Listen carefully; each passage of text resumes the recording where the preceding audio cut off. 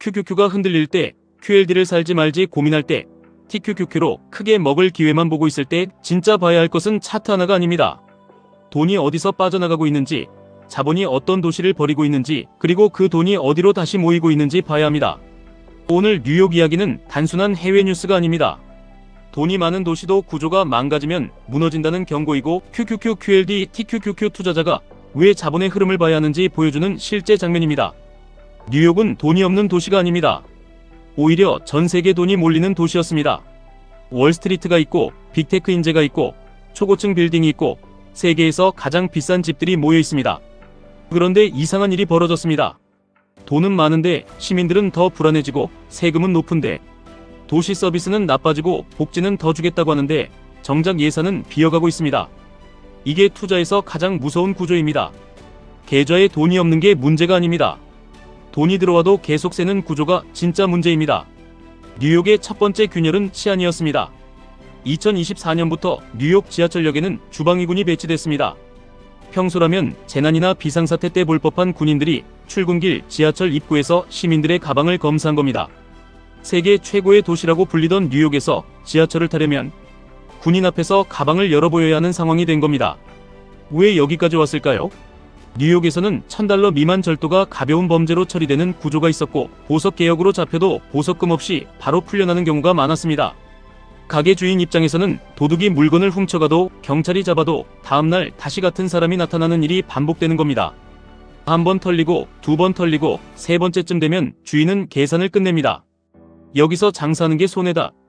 이 결론이 나오면 셔터는 내려갑니다. 도시는 거창하게 무너지지 않습니다.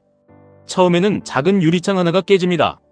그런데 아무도 고치지 않으면 사람들은 이렇게 생각합니다. 여기는 아무도 관리하지 않는 곳이구나. 그 신호가 퍼지는 순간 가게가 떠나고, 손님이 떠나고, 일자리가 떠나고, 결국 돈이 떠납니다. 두 번째 균열은 집값이었습니다. 맨해튼 방 3개짜리 집 월세 중간값이 한 달 $8000를 넘었습니다. 우리 돈으로 매달 1200만원 수준입니다. 방 2개짜리도 $7000에 가까웠고, 생활비는 미국 평균보다 30% 이상 비쌌습니다.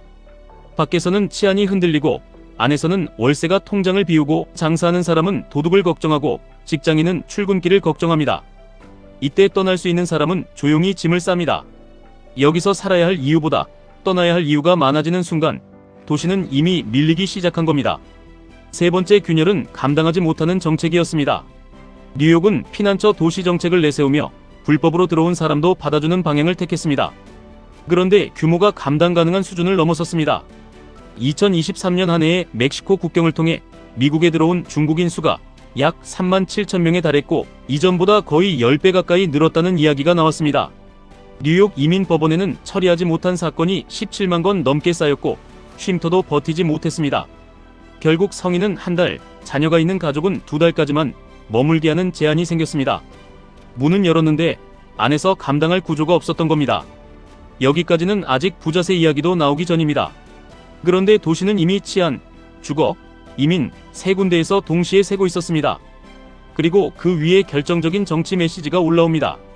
34살의 젊은 시장, 조란 맘다니가 등장합니다. 그는 스스로 사회주의자라고 말했고, 뉴욕 역사상 가장 젊은 시장, 처음으로 무슬림 시장이라는 상징성을 가졌습니다. 그가 내건 약속은 강렬했습니다. 시내버스 무료화, 5세 이하 보육 무상화, 임대료 규제 100만 가구, 월세 동결, 2030년까지 최저임금 시간당 $30. 하루하루 버티는 시민 입장에서는 박수가 나올 수밖에 없습니다. 버스비가 없어지고 아이 맡길 돈이 줄고 월세가 멈춘다는 말은 너무 달콤합니다. 그런데 투자자는 여기서 박수치기 전에 한 가지를 봐야 합니다. 그 돈은 어디서 나옵니까? 맘다니의 답은 부자였습니다. 연 $100만 이상 버는 사람에게 초과분 2%를 더 걷고, 법인세를 7.25%에서 11.5%로 올리고, 실제로 살지 않는 $500만 이상 고가 주택에 세금을 물리겠다는 계획이었습니다. 이론상으로는 한 해 90억에서 $100억, 우리 돈 14조 원 넘는 돈을 새로 걷겠다는 계산이 나왔습니다. 명분도 있었습니다. 뉴욕시는 2026년과 2027년을 합쳐 적자가 $120억, 우리 돈 18조 원이 넘는 상태였기 때문입니다. 그러니 부자에게 더 걷자는 말은 정치적으로 강력했습니다. 하지만 자본은 명분을 듣지 않습니다.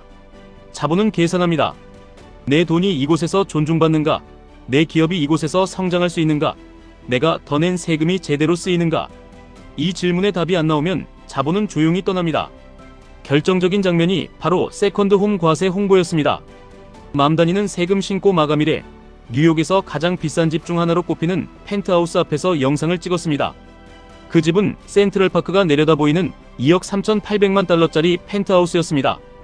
우리 돈으로 약 3,700억 원짜리 집입니다. 그 집 주인은 켄 그리핀, 헤지펀드 시타델을 세운 사람이고 뉴욕에서 세금을 많이 내는 개인 중 한 명으로 알려진 인물입니다. 그리핀은 맨해튼 파크 애비뉴에 62층짜리 초고층 사옥을 짓는 계획을 갖고 있었습니다. 투입 금액은 60억 달러, 우리 돈 9조 원이 넘고 연구 일자리만 1만 5천 개가 생길 수 있는 프로젝트였습니다. 도시 입장에서는 붙잡아야 할 사람이었습니다. 그런데 세금을 더 걷겠다는 메시지를 바로 그 사람의 집 앞에서 찍은 겁니다. 건물 자체가 무너진 것은 아니었습니다. 오히려 2026년 5월 뉴욕시 의회는 이 프로젝트를 48대 0으로 통과시켰습니다. 하지만 진짜 변화는 건물이 아니라 자본의 방향에서 일어났습니다. 그리핀은 뉴욕이 아니라 마이애미를 키우기 시작했습니다. 시타델 본사는 이미 2022년 시카고에서 마이애미로 옮긴 상태였고 마이애미에 짓던 54층짜리 25억 달러 규모 건물에서 호텔을 빼고 사무공간을 더 키우기로 했습니다. 그리고 그는 그 결정에 맘다니의 영상이 직접적인 이유가 됐다고 말했습니다. 정치인은 하루짜리 장면을 만들었지만 자본은 수십 년짜리 방향을 바꿨습니다. 이게 무서운 겁니다. 자본은 화를 내지 않습니다. 그냥 떠납니다. 그리고 그 흐름은 한 사람으로 끝나지 않았습니다. 그리핀은 마이애미를 남쪽의 월스트리트로 만들겠다고 말했습니다. JP모건의 텍사스 직원은 약 3만 1,000명까지 늘었고 뉴욕 직원 약 2만 4천 명을 넘어섰습니다. 골드만삭스도 댈러스에 5억 달러를 들여 5천 명 이상이 들어갈 새 캠퍼스를 짓고 있습니다. 최근 몇 년 사이 뉴욕에서 플로리다로 옮겨간 사람은 12만 5천 명이 넘고 그들이 벌던 소득 약 140억 달러, 우리 돈 22조 원이 함께 빠져나갔습니다. 이건 단순한 이사가 아닙니다. 자본의 중심이 움직이는 장면입니다. QQQQLD TQQQ 투자자는 바로 이걸 봐야 합니다. 돈은 비효율적인 구조에서 빠져나와 효율적인 구조로 갑니다.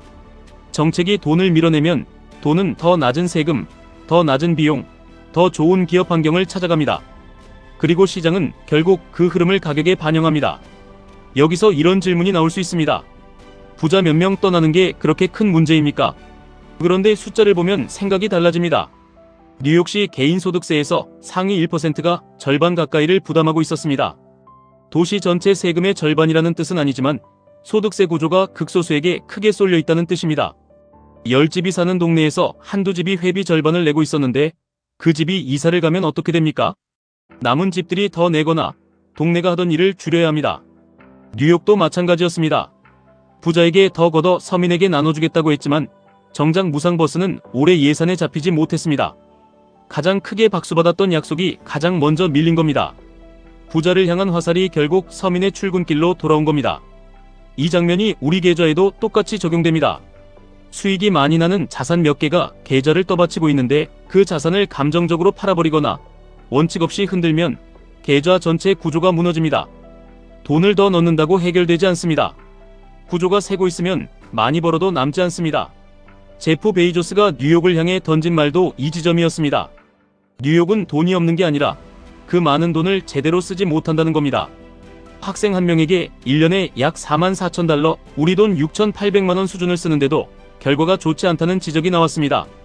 돈을 적게 써서 문제가 아니라 많이 쓰고도 결과가 나쁘다면 문제는 곳간이 아니라 구조입니다. 투자도 같습니다. 월급이 적어서만 가난한 게 아닙니다.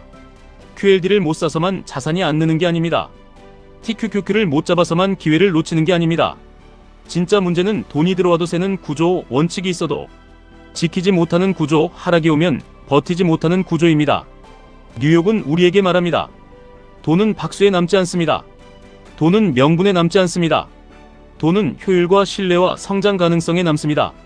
그래서 QQQQLD TQQQ 투자자는 오늘도 차트만 보면 안 됩니다. 자본이 어떤 도시를 떠나는지, 어떤 기업에 남는지, 어떤 산업으로 몰리는지, 어떤 시스템을 선택하는지 봐야 합니다. 도시가 무너지는 순서와 계좌가 무너지는 순서는 닮았습니다. 처음에는 작은 방치입니다. 한 번의 기준 무시, 한 번의 무리한 매수, 한 번의 계획 없는 물타기, 한 번의 감정적 매도. 그 작은 균열이 쌓이면 어느 날 큰 하락장에서 계좌는 버티지 못합니다. 뉴욕에 깨진 유리창처럼 계좌에도 깨진 유리창이 생기는 겁니다. 오늘 결론은 하나입니다. 돈이 떠나는 이유를 봐야 합니다. 도시에서도 기업에서도 계좌에서도 돈이 남을 이유가 사라지면 자본은 미련 없이 이동합니다. QQQ, TQQQ는 큰 기회를 줄 수 있습니다. 하지만 구조가 없는 사람에게 큰 기회는 큰 착각이 됩니다. 오르는 날에는 자신감이 되고 빠지는 날에는 공포가 되고 결국 계좌를 흔드는 건 종목이 아니라 준비되지 않은 마음입니다. 뉴욕의 빈 정류장에는 오지 않는 버스를 기다리는 사람들이 남았습니다. 투자자는 그렇게 기다리면 안 됩니다. 내 돈이 머물 구조를 만들어야 합니다. 내 계좌가 돈을 붙잡을 수 있는 구조인지 봐야 합니다. 자본은 이미 움직이고 있습니다. 문제는 우리가 그 흐름을 늦게 보느냐, 미리 보고 준비하느냐입니다. 여러분 생각은 어떠신가요? 뉴욕의 몰락은 남의 이야기일까요? 아니면 우리 계좌와 우리 노후에도 이미 시작된 경고일까요? 댓글로 여러분의 생각을 남겨주세요. 지금까지 1분 투자 하이젠버그였습니다.